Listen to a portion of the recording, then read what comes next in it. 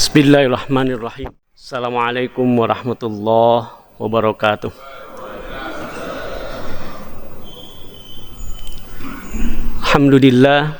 Alhamdulillahilladzi bini'matihi qad tatimmus shalihat wa bini'matihi nahya wa namut wa bini'matihi qad hadana ila siratim mustaqim wa bini'matihi qad asbahna fi hadzal waqt wal makan fi ibadatillah wa syukru ala kulli ni'amillah alladzi qad an'amana ilaina bi ni'amin katsirah wa khususan qad an'amana bi ni'matil iman wa ni'matal islam wa ni'matas sihhah wa ni'matal ibadah wat ta'ah wa ni'matal ukhuwah bainana. Asyhadu an la ilaha illallah wahdahu la syarika lah wa asyhadu anna wa nabiyyana Muhammadan abduhu wa rasuluh alladzi la nabiyya wa la rasula ba'dah. Allahumma fassalli ala Muhammad wa ala alihi wa ashabihi wa sallim tasliman katsira wa man tabi'ahum bi ihsanin ila yaumiddin. فقال الله تعالى في كتابه العزيز بعد أعوذ بالله من الشيطان الرجيم وقطعناهم في الأرض أمما فمنهم الصالحون ومنهم دون ذلك وبلوناهم بالحسنات والسيئات لعلهم يرجعون صدق الله العظيم. Ma'asyiral muslimin, jamaah salat subuh dilanjut dengan kajian subuh kita pada pekan kali ini, wabil khusus pada kesempatan hari ini. Seraya mengucap kalimat syukur, kalimat tasbih, kalimat tahmid atas segala karunia dan limpahan nikmat Allah Subhanahu wa taala, adalah sebuah nikmat yang tentu teramat besar ketika Allah masih membangunkan kita, masih menghidupkan kita. Lalu kita awali nikmat Allah itu dengan ibadah kepada Allah Subhanahu wa taala. Maka kita berharap seraya berdoa, mudah-mudahan apa yang kita lakukan pagi hari ini dimulai dari rangkaian salat malam kita, salat sunnah rawatib kita, dilanjut dengan salat subuh kita. Lalu lanjut lagi dengan kita mengkaji ilmu-ilmunya Allah, mudah-mudahan menjadi pembuka hari sehingga hari kita senantiasa diliputi keberkahan Allah Subhanahu wa taala. Amin ya Allah ya rabbal alamin. Mengawali pertemuan kita pada kesempatan hari ini, mari kita lantunkan doa terbaik terlebih dahulu mungkin buat almarhum Syahid Ismail Haniyah, yang tentu sudah sama-sama kita ketahui. Baru kemarin, mungkin waktu setempat beliau dikebumikan setelah beberapa hari sebelumnya dikatakan ditembak oleh Zionis Israel. Allah cukup menjadi saksi atas semua yang sudah beliau lakukan, amal ibadah, amal jihadi, amal-amal soleh yang lain yang mungkin bisa jadi waktu beliau habis untuk bagaimana kemudian membebaskan bumi Al-Aqsa. Beliau mungkin menjadi salah satu dari ribuan orang yang sudah dipanggil oleh Allah Subhanahu wa taala terlebih dahulu. Rangkaian orang-orang yang kemudian Allah sudah panggil, Syekh Ahmad Yasin, Yahya Ayas, Ar-Rantisi, dan syuhada dan mujahid-mujahid yang lainnya. Tetapi selalu ada ciri khas dari para pejuang Palestina. Ciri khas itu adalah nampak sekali bahwa yang mereka lakukan itu adalah sebuah perjuangan kebenaran. Dan kalau kita simak atau mungkin di beberapa kesempatan kita sempat mendengar pidato-pidato para pemimpin Palestina, tersirat bagaimana wajah keyakinan mereka bahwa Allah akan berikan kemenangan dan apa yang mereka lakukan adalah bagian dari jihad fi sabilillah. Ini mungkin salah satu cuplikan sedikit menyemangati kita.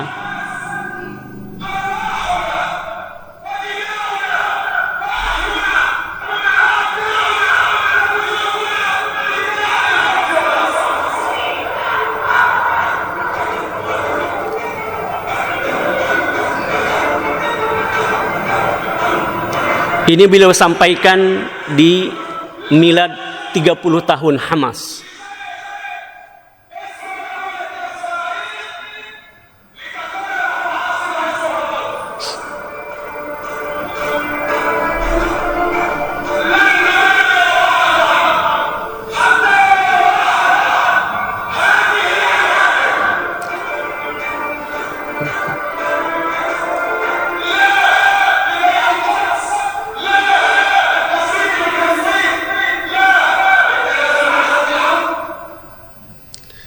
Allahu Akbar. Umat Islam berhutang budi pada saudara-saudara kita di Palestina. Kita berhutang budi kepada mereka. Maka mungkin lantunan doa sekiranya mudah-mudahan menjadi bagian dari upaya kita untuk kemudian dicatat oleh Allah Subhanahu wa taala. Setidaknya ada pembelaan kita, ada keberpihakan kita di tengah luar biasa sekali cara kemudian Zionis bagaimana kemudian memutarbalikan fakta, atau bahkan kemudian sekarang muncul istilah Yahudi pesek, Yahudi berkulit hitam, Yahudi bertubuh pendek, dan seterusnya yang ada di sekitar kita, yang mereka kemudian menyebarkan informasi, bahkan kemudian memberikan sebuah dogma atau bahkan mungkin ghazul fikri bagaimana kemudian akhirnya mencoba mendiskreditkan perjuangan rakyat Palestina. Mudah-mudahan Allah selalu berikan kita kemampuan untuk memiliki basyirah, penilaian yang senantiasa baik insyaallah, sehingga kemudian tidak ada sedikit pun rasa ghil, rasa curiga, rasa kebencian kita naudzubillah kepada saudara-saudara kita di Palestina. Allah yarham, Allahumma ighfir warham alaih. Mudah-mudahan Allah tempatkan beliau di tempat yang terbaik sebagaimana para suhada Palestina sebelumnya. Kita akan skip ini ya, insyaallah. Mudah-mudahan insyaallah Allah meridhoi kita, dan apa yang kita lakukan pagi hari ini mudah-mudahan mendapatkan ridho dan berkah Allah Subhanahu wa taala. Adapun topik kita pagi hari ini, kita tidak akan bicara Palestina. Cukup Palestina menjadi bagian dari terus ada dalam sanubari kita insyaallah. Kita insyaallah pada kesempatan pagi hari ini akan mencoba menggali mutiara dari terseraknya pelajaran atau hikmah yang Allah sajikan kepada kita dari peristiwa-peristiwa umat sebelumnya, wabil khusus mungkin dari sejarah bagaimana kemudian para nabi dan sahabat dakwah Islam pada masa itu. Khusus pagi hari ini kita akan memotret, mengcapture salah satu bagian dari peristiwa sirah itu, yakni perang Hunain. Dan kita akan memotret itu dari salah seorang sahabat yang bernama Zulkhuwaisirah. Barangkali sebelumnya ada di antara jamaah yang pernah mendengar nama ini? Jarang memang disebut namanya.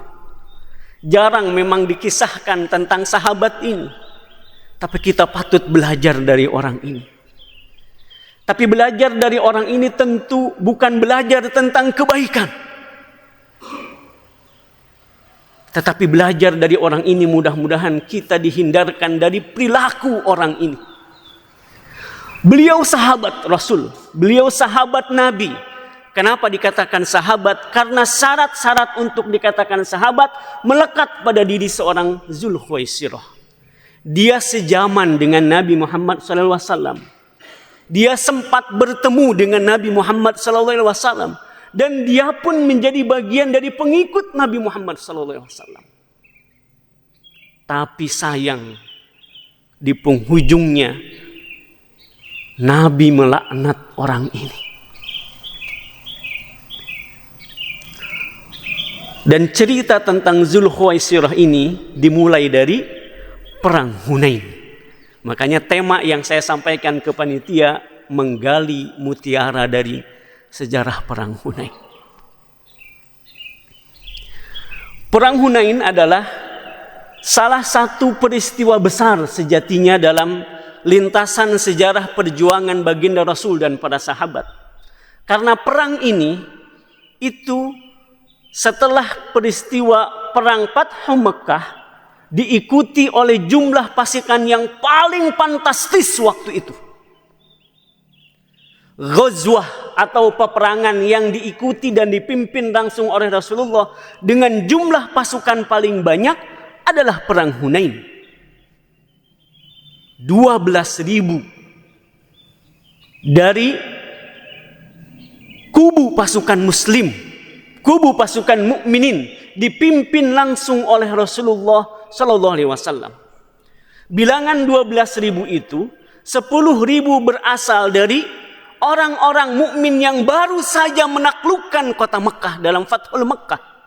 Lalu 2.000 orang lagi adalah pasukan tambahan dari orang-orang Mekah yang baru masuk Islam pada peristiwa Fathu Mekah, atau mu'allafun, orang-orang mu'allaf yang baru masuk Islam. Jadi ospeknya mereka itu berangkat jihad gitu. Baru masuk lalu kemudian diberangkatkan oleh Rasulullah ke kaum Bani Thaqif untuk memerangi kaum Hawazin, yang memang sedari awal kaum Bani Thaqif ini atau kaum Hawazin ini berniat untuk menyerang pasukan mukminin. Bahkan niat mereka sebetulnya akan menikam pasukan mukminin ketika pasukan mukminin bertempur dengan orang-orang kafir Quraisy pada peristiwa Fathul Mekah. Tapi fakta sejarahnya sebagaimana kita tahu, Makkah takluk tidak dengan peperangan yang mungkin kalau diibaratkan kita menganggapnya akan terjadi pertempuran besar, tapi ternyata tidak. Karena Makkah takluk tanpa melalui peperangan yang dahsyat. Mereka menyerah. Mereka menyatakan tidak melakukan perlawanan. Ada memang perlawanan-perlawanan kecil, tapi itu tidak sebanding dengan akhirnya kemenangan yang ada di pihak mukminin. Nah, kaum Bani Thaqif ini sedianya akan memukul pasukan mukminin di perang Fathu Mekah itu. Tapi naasnya ternyata kondisinya demikian. Tapi niat itu sudah sampai ke telinga Rasulullah. Sehingga akhirnya kemudian tidak lama sesudah peristiwa Fathu Mekah ini, Rasulullah kemudian langsung memberangkatkan pasukan mukminin untuk menyerbu kaum Bani Thaqif, kaum Hawazin persisnya. Inilah yang Allah abadikan di dalam Al-Quran, persisnya di dalam surat At-Taubah. Dimulai dari ayat yang ke-25 Allah berfirman, A'udzubillahi minasyaitonirrajim. Laqad nasarakumullahu fi mawatina katsirah wa yawma Hunain. Kata Allah Subhanahu wa taala, sungguh kami sudah banyak memberikan pertolongan kepada kamu sekalian dalam banyak medan laga, dalam banyak medan pertempuran, fi mawatina katsirah. Lalu Allah highlight khusus dengan satu kalimat, wa yauma Hunainin, dan hari Hunain. Allah pisahkan khusus perang Hunain dengan penyebutan perang-perang yang lainnya. Tentu Allah punya maksud kenapa Allah highlight ini di dalam satu ayat di dalam Al-Quran. Karena tentu syarat akan makna iktibar, istifadah yang bisa kita ambil dari peristiwa ini. Berangkatnya pasukan yang berjumlah 12.000 orang itu di satu sisi tentu membuat rasa yang sangat luar biasa, keyakinan, optimisme yang luar biasa. Tapi ada kekhawatiran dalam benak Rasulullah dengan jumlah yang banyak itu. Rasulullah teramat khawatir jumlah itu kemudian akan membuat pasukan mukminin menjadi sombong, menjadi takabur, menjadi ghulu dengan jumlah yang banyak. Dan kekhawatiran Rasul itu ternyata terjadi. Sebagaimana Allah sebutkan di dalam ayat ini, idz a'jabatkum kasratukum falam tugni ankum syai'a. Ingatlah ketika ghulu menyerang, ketika ujub akhirnya kemudian muncul. berangkatnya pasukan itu di perjalanan seraya ada kesombongan bahwa jumlah yang 12.000 ini adalah jumlah paling banyak. Kalaulah dulu dengan 300 kita bisa memenangkan pertempuran perang Badar. Kalaulah dulu kemudian banyak peperangan kita bisa menangkan dengan jumlah pasukan yang tanah tidak sepadan dengan pasukan kafir. Lalu hari ini kita berangkat dengan jumlah 12.000. Keujuban, ketakaburan, kesombongan itu masuk ke dalam perasaan dan cara berpikir pasukan mukminin waktu itu. Dan ternyata 12.000 itu akhirnya kemudian berangkat dalam kondisi yang luar biasa. Di perjalanan, karena jumlah yang banyak ini ketika istirahat memakan waktu yang sangat banyak. Normalnya di dalam banyak sirah disebutkan jarak antara Mekah menuju Bani Saqif itu bisa ditempuh dalam waktu 1 hari tanpa harus menginap. Tapi dalam sejarahnya pasukan mukminin itu bisa sampai ke sana butuh waktu 3 hari 3 malam. Dan sampai di lembah Hunain itu di waktu subuh hari gelap. Ini yang dikhawatirkan oleh Rasulullah. Rasulullah biasanya ketika akan berangkat ke medan laga atau dalam memimpin sebuah peperangan, maka Rasul selalu akan datang lebih awal. Karena datang lebih awal tentu akan memberikan banyak sekali manfaat, banyak sekali ibrah, banyak sekali kemudian yang bisa dilakukan, dipersiapkan. Dan selalu begitu sejarahnya. Lihat di perang Badar. Apa yang dilakukan oleh Rasulullah dan para pasukannya? Datang lebih awal, lalu kemudian meminta para sahabat untuk mengumpulkan air sebanyak-banyaknya. Lalu setelah air terkumpul, kata Nabi, timbun sumur itu. Satu-satunya sumur yang ada di lembah Badar. Karena Rasul tahu bahwa peperangan ini akan dilakukan dalam jangka waktu yang lama dan perbekalan yang paling dibutuhkan adalah air. Dan di antara penyebab kekalahan itu adalah kurangnya persediaan air di pasukan Quraisy. Perang Uhud pun juga sama, datang lebih awal. Nabi tempatkan 50 kurang lebih pasukan panah di atas bukit Uhud, yang dengan posisi itu ternyata dengan strategi itu sangat strategis. Di hari pagi sampai siang dimenangkanlah pertempuran itu oleh pasukan mukminin, hingga ada maksiat yang dilakukan oleh sebagian besar pasukan panah sehingga kondisi berbalik. Di perang Hunain terjadi kebalikannya. Hingga akhirnya sampailah baginda Rasulullah SAW sebelum sampai ke Bani Saqif, lalu sampailah di lembah Hunain tadi, mereka terkaget luar biasa. Kenapa? Di tengah pagi buta, di tengah gelap gulita, subuh waktu itu kemudian tiba-tiba mereka sudah disergap dan kemudian mereka sudah mulai mendapati posisi yang sangat luar biasa. Kalau dalam istilah kita mungkin di luar bayangan mereka. Muncul pasukan kaum Bani Saqif dari balik-balik bukit, dari bawah lubang-lubang yang mereka sudah siapkan.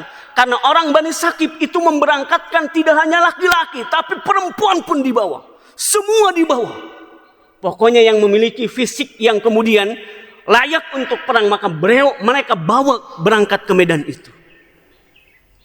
Diserang tiba-tiba dengan jumlah pasukan yang juga ternyata luar biasa banyak. Diserang tiba-tiba dari atas bukit dan seterusnya, panah tiba-tiba muncul, pasukan tiba-tiba muncul dari bawah. Apa yang terjadi? Inilah yang terjadi. Dalam Al-Quran disebutkan, falam tugni ankum syai'a wa dhaqat alaihimul ardu bima rahubat. Jumlah yang banyak itu ternyata tidak memberikan banyak pertolongan, tidak memberi manfaat. Hati terasa sempit, ketakutan melanda, kekhawatiran melanda, rasa takut akhirnya kemudian menyebar di kalangan pasukan mukminin. Summa wallaitum mudbirin. Bahkan Allah sebutkan di dalam ayat itu, kalian lari tunggang langgang. Dan ternyata memang demikianlah faktanya. Diserang tiba-tiba akhirnya kemudian banyak pasukan yang lari ketakutan mereka. Kondisi kacau balau, kondisi tidak terkendali. Tetapi Rasulullah masih ada di medan laga itu. Tercatatlah dalam kitab sirah, tersisa dari 12.000 yang berangkat. Lalu di awal pertempuran mereka dibuat kaget karena serangan awal yang tiba-tiba itu yang sudah disiapkan oleh kaum Bani Saqif. Hanya menyisakan 80 orang sahabat termasuk Rasulullah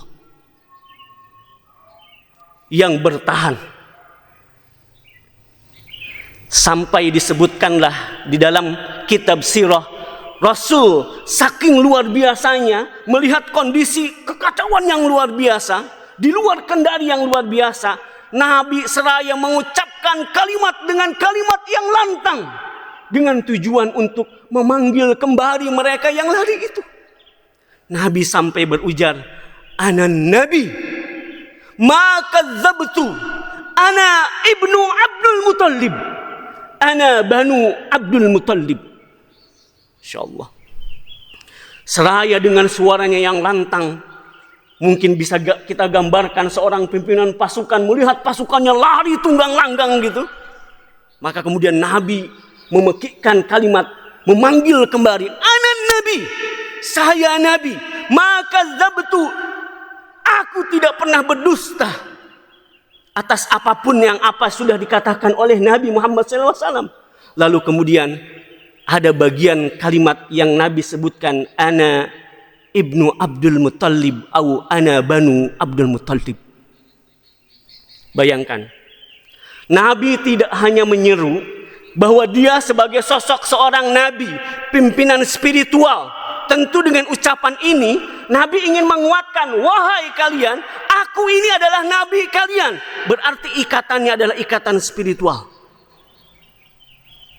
Ikatan sebagai pengikut Nabi Muhammad SAW. Tetapi yang menariknya, sampai Nabi mengucapkan dengan kalimat, "Ana banu Abdul Muttalib." Saya ini adalah keturunan Abdul Muttalib. Berarti apa maksud Nabi dengan menyebutkan kalimat ini? Ikatan primordialitas, ikatan kekuatan kesukuan yang memang sangat kuat di kalangan kaum kafir Quraisy. Sampai Nabi mengatakan, "Aku ini keturunan Banu Abdul Muttalib," yang tidak lain berarti sama dengan kalian. Masa aku kau tinggalkan, kira-kira begitu ya? Mungkin ingin istilahnya menyentil ikatan kesukuan itu. Saking kondisinya carut marut luar biasa. Hingga akhirnya Nabi menyuruh sahabat untuk bagaimana bisa memanggil kembali. Dan ada seorang sahabat yang kemudian dicatat dalam sirah punya jasa besar, yakni Abbas Abdul Muttalib, yang tidak lain adalah pamanda Nabi Muhammad SAW. Abbas lah yang kemudian lari bulak-balik dengan kudanya untuk memanggil kembali pasukan mukmin yang lari itu. Dipanggillah kembali, Nabi masih berperang, Nabi masih berjuang, Nabi masih berjihad, "Ayo balik lagi." Itu pun ternyata yang balik lagi disebutkan dalam sirah Nabawiyah karangan Ramadan Al-Buti itu 200 orang. Dari 12.000 awalnya tersisa 80 orang, setelah diseru lagi untuk balik lagi, itu hanya kembali sekitar 200 orang. Masya Allah. Berarti yang 200 orang inilah orang-orang pilihan itu. Allahu Akbar. 200 orang inilah mereka yang tidak bergeming dengan kondisi di tengah, mungkin kalau kita ibaratkan gitu ya, mau kondisi rusak bagaimanapun dia tetap istiqamah. Mau rusak bagaimanapun dia tetap ada dalam barisan orang-orang yang baik. Dia tidak terpengaruh, dia tidak terombang-ambing, dia tidak gampang kemudian untuk terperdaya. Luar biasa. Nah, 200 orang inilah yang akhirnya terus melanjutkan pertempuran. Hingga akhirnya kemudian Allah jawablah dengan ayat yang ke-26 dalam surat At-Taubah itu. Kata Allah Subhanahu wa taala, "Tsumma anzalallahu sakinatah." Lalu Allah berikan ketenangan ala rasulih, kepada rasulnya. Siapa yang tidak panik? Berarti ini menunjukkan bahwa di awal peperangan secara manusiawi Nabi terkaget dengan apa yang terjadi di medan laga waktu itu. Suara lantang Nabi menyeru adalah respon bagaimana kemudian kondisi yang terjadi itu. Lalu Allah turunkanlah ketenangan. Wa 'alal mu'minin, dan terhadap orang-orang mukmin yang masih tersisa itu. Wa anzala junudan lam tarauha, dan Allah kirimkan, Allah turunkan malaikat, tentara-tentara yang tidak bisa mereka lihat, yang tidak kalian lihat, kata Allah. Sebagaimana Allah kirimkan dalam banyak laga, dalam banyak medan peperangan. Bala bantuan, tentara-tentara malaikat Allah turunkan. Berperanglah kemudian, dilanjutkanlah peperangan, hingga akhirnya kemudian kemenangan pun diraih oleh pasukan mukminin dengan kemenangan yang gemilang atas pertolongan Allah Subhanahu wa taala. Jadi perang Hunain ini kalau boleh dikomparasi dengan perang Uhud, itu kebalikannya. Perang Uhud itu nyaris menang tapi kalah. Kalau perang Hunain nyaris kalah tapi menang. Jadi lebih baik yang mana dong? Dua-duanya. Oke. Dan tentu menang terus gitu ya, sehingga akhirnya kemudian yakin gitu. Ya, tapi itulah potret sejarah. Allah tentu punya maksud bagaimana kemudian memberikan pelajaran tentang kisah ini, tentang sirah ini. Dan kemenangan pun diraih dengan kemenangan yang gemilang, tentu sebagaimana peperangan-peperangan, karena jumlah pasukan yang banyak yang terlibat, maka tentu di situ juga melibatkan banyak sekali ghanimah. Tercatat dalam kitab sirah, setidaknya ghanimah yang dihasilkan dari perang Hunain ini totalnya adalah kurang lebih segini. Ada 24.000 ekor unta yang dibawa oleh kaum Bani Saqif untuk perang Hunain itu.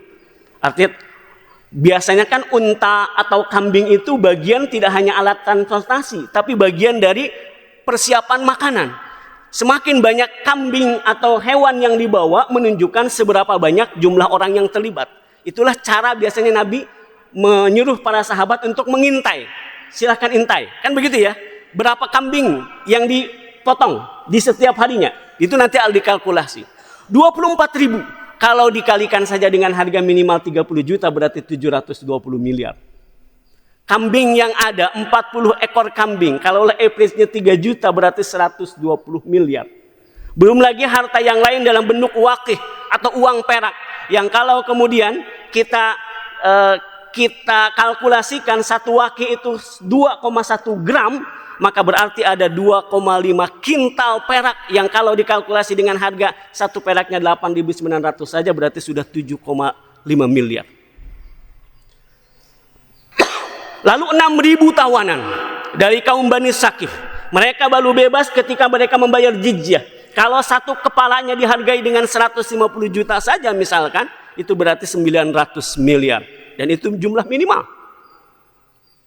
Maka kalau di total ada sekitar 1,7 triliun ghanimah dari perang Hunain ini. Jumlah yang sangat fantastis. Tapi belum apa-apa dibandingkan dengan 277 triliun yang dikorupsi dari kekayaan Indonesia. 1,7 triliun. Aset paling banyak. Nah, menariknya, Nabi tidak lantas langsung membagi ghanimah ini kepada sahabat. Nabi bahkan menunda ini dalam cukup waktu lama. Para sahabat sampai bertanya, kok tumben Nabi nggak langsung bagi? Biasanya Nabi langsung bagi. Karena sebagaimana perintah Allah, ghanimah itu milik Allah, milik Rasul, dan milik orang mukmin. Dengan pembagian Rasulullah. Tapi ini ditahan dulu, di-hold dulu oleh Rasulullah. Ternyata maksudnya adalah Rasulullah masih memberikan kesempatan kepada kaum Bani Saqif, siapapun yang mau mengambil kembali hartanya yang dibawa di medan Hunain silahkan. Tapi syaratnya satu, masuk Islam dan akan aku tambah, kata Nabi. Ada sebagian yang datang mengambil dan masuk Islam ditambah bahkan oleh Nabi, tapi sebagian besar memang tidak. Hingga akhirnya kemudian dibagikanlah harta ghanimah perang Hunain ini kepada para sahabat, dan disinilah muncul fitnahnya. Pembagian yang dilakukan oleh Rasulullah ternyata memang tidak sama jumlahnya. Bahkan Rasulullah memberikan jumlah yang fantastis, jumlah yang lebih banyak bagi mereka yang baru saja masuk Islam.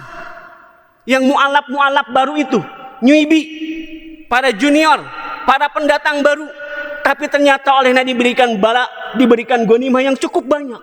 Dan inilah yang akhirnya menyebabkan pertentangan, perselisihan di antara para sahabat, wabil khusus kaum Ansar. Mereka tidak bersepakat, mereka bertanya-tanya, kenapa mereka mendapatkan jumlah yang lebih banyak padahal mereka baru masuk Islam, sementara kami sudah bertahun-tahun membela Nabi. Kira-kira mungkin demikian. Dan muncullah nama Dzulkhuwaisirah di sini, seraya berdiri dia ketika Rasulullah membagikan ghanimah itu. Kemudian dia berdiri dan menunjukkan sikap yang tidak sukanya atas apa yang dilakukan oleh Nabi pembagian ghanimah itu. Sampai ini kemudian diabadikan dan ada diriwayatkan dalam hadis riwayat Bukhari dari riwayat Abi Sa'id Al-Khudri. Bainana Nabi sallallahu alaihi wasallam yuqsimu zata yaumin qisman faqala Dzulkhuwaisirah. Ketika Nabi membagikan pada hari itu atau pada hari pembagian setelah perang Hunain, faqala Dzulkhuwaisirah, maka berdiri dan berkatalah Dzulkhuwaisirah, rajulun min Bani Tamim, seorang sahabat dari Bani Tamim, seraya mengatakan, ya Rasulullah, i'dil. Dengan beraninya Dzulkhuwaisirah berdiri lalu kemudian mengatakan kepada Rasulullah, ya Rasulullah, i'dil. Coba kebayang oleh kita? Berdiri lalu mengatakan i'dil. Berarti dengan begitu dia sudah menuduh Rasulullah tidak adil. Berarti dengan begitu dia sudah menuduh Rasulullah bermaksiat. Karena adil itu perintah Allah, menuduh Rasulullah tidak adil berarti menuduh Rasulullah sudah bermaksiat. Karena dia mengatakan kepada Rasul i'dil. Sampai-sampai qala wailak, Nabi sampai berkata, wailak, celaka kamu, celaka kamu. Insyaallah. Nabi pun tentu merasa marah atas apa yang disampaikan oleh Dzulkhuwaisirah ini. Menuduh Nabi tidak adil, lalu memerintahkan agar Nabi berbuat adil atas apa yang dilakukan. Berarti apa yang diberikan oleh Nabi menurut Dzulkhuwaisirah dinilai tidak adil. Kata Nabi, wailak, celaka kamu, celaka kamu. Mayyadil idza lam a'dil, siapa yang lebih adil kalau aku enggak adil? Rasulullah Nabi, Rasulullah orang pilihan, bahkan perbuatannya dijaga oleh Allah Subhanahu wa taala, dimaksum oleh Allah. Insyaallah. Menuduh Nabi tidak adil. Pangkalnya hanya karena merasa mendapat bagian yang lebih sedikit dari para mu'allaf yang baru masuk Islam. Faqala Umar, sampai Umar berkata, "Izin li, tolong izinkan aku wahai Rasulullah, fala adrib unukahu.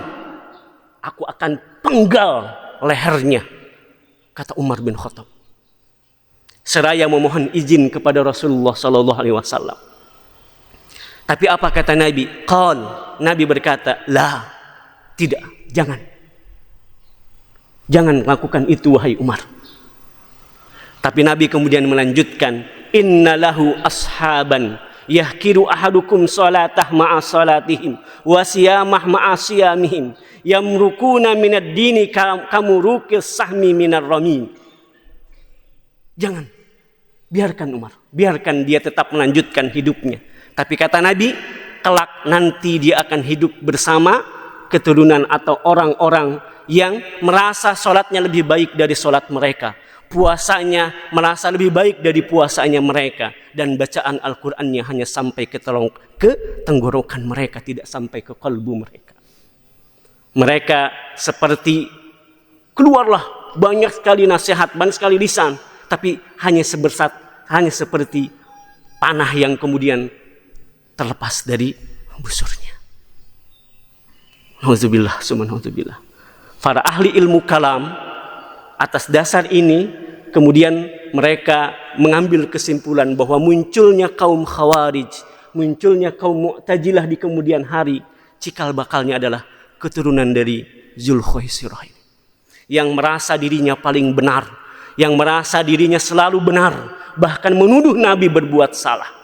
Padahal Nabi pada posisi dimaksum oleh Allah dan selalu benar. Masya Allah. Bapak hadirin wal hadirat yang dirahmati Allah Subhanahu wa taala. Demikian kira-kira peristiwa singkat dari perang Hunain, sekaligus kemudian cerita tentang Dzulkhuwaisirah muncul di situ. Lalu pertanyaannya satu. Wa mal i'tibar wal istifadah? Apa i'tibar? Apa ibrah? Apa istifadah yang bisa kita ambil dari ayat atau kisah yang tadi kita sudah lihat dan saksikan bersama? Kita tentu akan banyak mendapatkan mutiara, ibrah, nasihat dari banyak sisi, dari banyak capture bisa kita dapat. Dari sisi misalkan seorang personality, seseorang bagaimana, dari konteks kebersamaan masyarakat, membangun banyak sekali ibrah. Tapi mungkin Al-Fakir hanya akan menyebutkan beberapa ibrah saja yang mudah-mudahan ini menjadi bagian penting dari peristiwa ini. Yang pertama, kalau ditanya apa faktor penyebab kekalahan pertama ketika memulai peperangan yang akhirnya kemudian kocar kacir dan seterusnya di kalangan pasukan mukminin, apa penyebab utamanya? Kalau Allah sebutkan tadi, idz a'jabatkum kasratukum. Hati-hati, seringkali yang menyebabkan orang akhirnya tumbang itu bukan karena kelemahan yang dimiliki oleh orang itu, tapi karena merasa dia paling bisa, paling sombong, ujub, takabur atas apa yang kemudian dimiliki oleh orang itu. Seringkali akhirnya membuat orang terperdaya dan lupa bahwa sejatinya itu adalah miliknya Allah Subhanahu wa taala. Lalu kalau ditanya, di mana posisi sombong, di mana posisi ujub, di mana posisi takabur, pangkalnya di mana? Maka jawabannya adalah hati. Al-qalb. Maka betullah kata Nabi, ada satu komponen dalam diri kita yang komponen itu akan menjadi penentu. Nabi mengatakan dengan kalimat, ala inna fil jasad mudghah idza salahat salahal jasadu kullu wa idza fasadat fasadal jasadu kullu. Lalu Nabi menyebutkan ala wahyul qalb. Rusak. Lalu kalau ditanya, apa kalimat yang disentuh pertama kali oleh Rasulullah ketika mengatakan anan nabi untuk memanggil pasukan kembali? Apa yang disentuh? Yang disentuh oleh Nabi tentu ada lagi-lagi adalah aspek qalb, aspek ruh, aspek ruhani. Yang ini akan menjadi penentu setiap orang. Yang ini akan menjadi hal yang paling penting dalam diri seseorang. Al-qalb. Maka Nabi memulai dengan kalimat anan nabi, saya Nabi. Ikatan roh, ikatan kebatinan, ikatan spiritual yang dipanggil dulu oleh Nabi sebelum akhirnya Nabi mengucapkan dengan kalimat ana banu Abdul Muttalib. Lalu kalau ditanya, apa pangkal penyebab ketidakpuasan Dzulkhuwaisirah? Maka pasti jawabannya sama. Semuanya ada di mana? Iri. Ada hasud, ada dengki dalam diri Dzulkhuwaisirah. Karena hasud makna dalam hadis, maksud dalam kajian syariat, maknanya adalah orang tidak suka ketika orang mendapatkan nikmat, lalu dia ingin agar nikmat itu hilang dari orang itu. Itu hasud. Tidak senang dengan kebaikan yang dimiliki oleh orang. Tidak senang dengan nikmat yang didapatkan oleh orang. Pokoknya harus sama. Susah-susah bareng loh. Nggak ada cerita, lu lebih makmur dari gue gitu. Nggak ada. Itu orang hasud. Mereka tidak suka orang mendapatkan nikmat lebih tinggi, apalagi mungkin sama dengan dia. Dan dia menginginkan agar itu hilang dari orang itu. Itu namanya hasud. Lalu kalau ditanya, di mana posisi hasud? Di mana wilayah hasud? Pangkalnya adalah hati. Maka ibrah yang paling utama tentu dari peristiwa ini, kunci dari setiap problem kita, pangkalnya sebetulnya adalah hati kita. Makalah betul kiranya ketika para ulama kemudian bagaimana ketika orang kemudian berniat untuk membangun pribadinya, membangun karakternya, maka para ulama seringkali mengingatkan, mulailah kalian dengan mentarbiyah zatiyahnya, mentarbiyah dirinya, mentarbiyah hatinya. Allahu Akbar. Maka ketika Allah kemudian huwallazi ba'atsa fil ummiyina rasulam minhum yatlu alaihim ayatihi wa yuzakkihim wa yu'allimuhumul kitab. Bahkan kata Allah, apa yang dilakukan oleh Rasul pertama pun, sebelum Rasul mengajarkan berbagai macam ilmu, tapi apa yang dilakukan oleh Rasul pertama kali, yatlu alaihimul kitab wa yuzakkihim, membereskan hatinya, pangkalnya, karena ini pangkal paling utama. Allahu Akbar. Kalau kata Abdullah bin Abdul Aziz Al-Aidan, kurang lebih makna tarbiyah zatiyah itu adalah bagian dari proses pembinaan yang diberikan seorang muslim atau muslimah kepada dirinya untuk membentuk pribadi supaya menjadi pribadi yang islami, yang sempurna dari berbagai macam sisinya, ilmunya, imannya, akhlaknya, sosialnya. Itu kewajiban kita. Bayangkan, selevel sahabat Nabi seperti Dzulkhuwaisirah ternyata bisa melenceng. Nabi masih hidup dengan mereka. Nabi masih ada dengan mereka. Nabi masih kemudian menyertai mereka. Kalau ibarat kita, ibaratnya kurang apa lagi? Tapi ternyata bisa menyelempeng, bisa berpaling karena masalah hati itu. Seringkali perpecahan di sebuah keluarga atau masyarakat ternyata pangkalnya adalah masalah al-qalb tadi. Mudah-mudahan Allah jauhkan kita sehingga kita tetap memiliki kesatuan hati di antara kita di jamaah ini, insyaallah. Masjid yang luar biasa ini tentu dibangun dengan luar biasa. Maka di antara aspek pembangunan penting dari sebuah masjid itu adalah bagaimana membangun ikatan hati pada jamaah. Dan mudah-mudahan insyaallah itu akan terpatri kuat dalam diri kita masing-masing. Lalu berikutnya, seringkali cobaan kenikmatan itu lebih berat daripada cobaan yang bersifat musibah. Orang diuji dengan nikmat seringkali beda kualitasnya ketika diuji dengan musibah. Dengan musibah dia tahan, dengan musibah dia masih bisa kemudian istiqamah. Tapi ketika diuji dengan kenikmatan, banyak cerita akhirnya kemudian orang berpaling. Banyak orang gugur. Alhamdulillah. Itulah kenapa kemudian Allah jauh-jauh hari sudah mengatakan kepada kita, kata Allah, wa qatta'nahum fil ardi umama. Aku sudah pertontonkan, aku sudah perlihatkan banyak umat-umat di antara kalian. Minhumus salihun wa minhum duna zalik. Lalu ada di antara umat-umat itu yang salih atau kebalikannya, kata Allah. Wa balawnahum bil hasanat was sayyiat. Ingat, mereka kami uji dengan sesuatu yang baik dan buruk. Allahu Akbar. Maksudnya Allah untuk apa? La'allahum yarji'un, supaya kita tetap kokoh kembali lagi kepada Allah Subhanahu wa taala. Atau dalam ayat yang lain, dalam surat yang ke-35 ayat 21 Al-Anbiya, surat Al-Anbiya ayat ke-35, mohon maaf. Kullu nafsin za'iqatul maut wa balawnakum bisyarri wal khair. Kata Allah, setiap kita akan mati, setiap jiwa akan mati, dan kami akan uji kalian dengan keburukan dan kebaikan. Bisyarri wal khair. Tapi lagi-lagi seringkali orang ternyata kalah bukan dengan keburukan, bukan dengan kemiskinan, bukan dengan kesengsaraan, bukan dengan musibah, tapi seringkali akhirnya takluk dengan nikmat. Mudah-mudahan kita termasuk orang yang senantiasa sabar insyaallah. Lalu yang berikutnya adalah istiqomah itu mahal. Sabar dan istiqomah itu mahal. Berat. 80 orang yang bertahan pertama kali, itulah mereka yang sudah teruji itu.